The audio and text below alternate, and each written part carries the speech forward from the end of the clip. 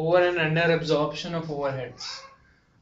Before you get to know about over and under absorption of overheads, you should know about absorption costing. अच्छा, example ले लेते हैं. XPLC budgets to produce 10,000 units और उनका budgeted overheads जो है वो 20,000 रुपीज है. तो इससे हम OAR इनका निकाल सकते हैं, which is overhead absorption rate is 20,000 upon 10,000 gives you 2 rupees or dollars per unit. अब अगर हम इनका और डाटा अगर देखें, गिवन दैट क्वेश्चन में हमको ये भी गिवन है कि 2 kg direct material at the rate of 3 per kg और डायरेक्ट लेबर है 1 hour at the rate of 3 per hour, या 2 per hour कर लेते हैं. ठीक है, तो अगर इनका डायरेक्ट मटेरियल एक यूनिट का निकालें तो 2 into 3 is 6, 1 into 2 is 2 और ओवरहेड हैं कितने ओवरहेड 2 per यूनिट. ठीक है, तो कितना हो गया 2 2 10 per unit is your standard cost.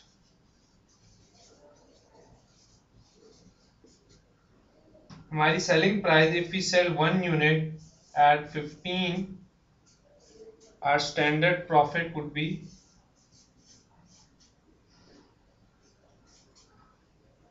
$5. अगर हमें प्रॉफिट, अगर हमको और भी ये रिजल्ट जब हम ट्रेडिंग कर चुके होते हैं उसके बाद हमें पता चलता है कि हमारी एक्चुअल प्रोडक्शन जो है वो instead of 20,000 10,000 it's 11,000 units, which is good. और हमारे actual overheads is equals to 20,000. सही है, 20,000 ही बजट किए थे और 20,000 ही ओवरहेड्स हैं ना. हमें एक यूनिट की कॉस्ट पता है, हमें एक यूनिट का सेलिंग प्राइस पता है. हम इस प्रॉफिट को 11,000 से मल्टीप्लाई कर देंगे तो हमें 11,000 का प्रॉफिट आ जाएगा, 55,000. हम इसको एक तरीके से और बना के देखते हैं. हम प्रॉफिट स्टेटमेंट बना के देखते हैं. Profit statement means selling price minus cost price. तो सेल्स प्रॉफिट स्टेटमेंट, सेल्स कितनी है 11,000 units at the rate of 15 और लेस कॉस्ट. हमारा ओपनिंग क्लोजिंग स्टॉक कोई है नहीं, जो हमने प्रोड्यूस किया वो सब हमने सेल कर दिया suppose.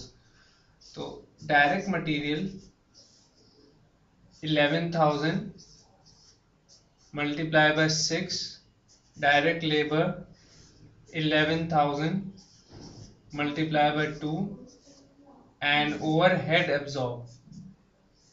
Actual production multiply by the OAR which you have calculated previously 2. So this gives you 66, 22 and 22. अभी आपको यहीं पे ही आपको प्रॉब्लम नजर आ गया कि actual overheads are how much 20,000 और ओवरहेड एब्जॉर्ब जो करें वो 22,000 है. यहीं पे ही प्रॉब्लम आपका शुरू हो जाता है. 165,000 is your sales revenue, 66 plus 22 plus 22 is 110 is your cost. So your standard gross profit is I guess 55. तो इसके बाद we know that actual overheads are 20,000 but we have absorbed 22,000 क्योंकि हमने overheads को हमने फिक्स ओवरहेड को variable cost की तरह ट्रीट कर लिए कि जितने यूनिट्स प्रोड्यूस करेंगे उतने ही ओवरहेड एब्जॉर्ब करेंगे, हालांकि ऐसा नहीं है।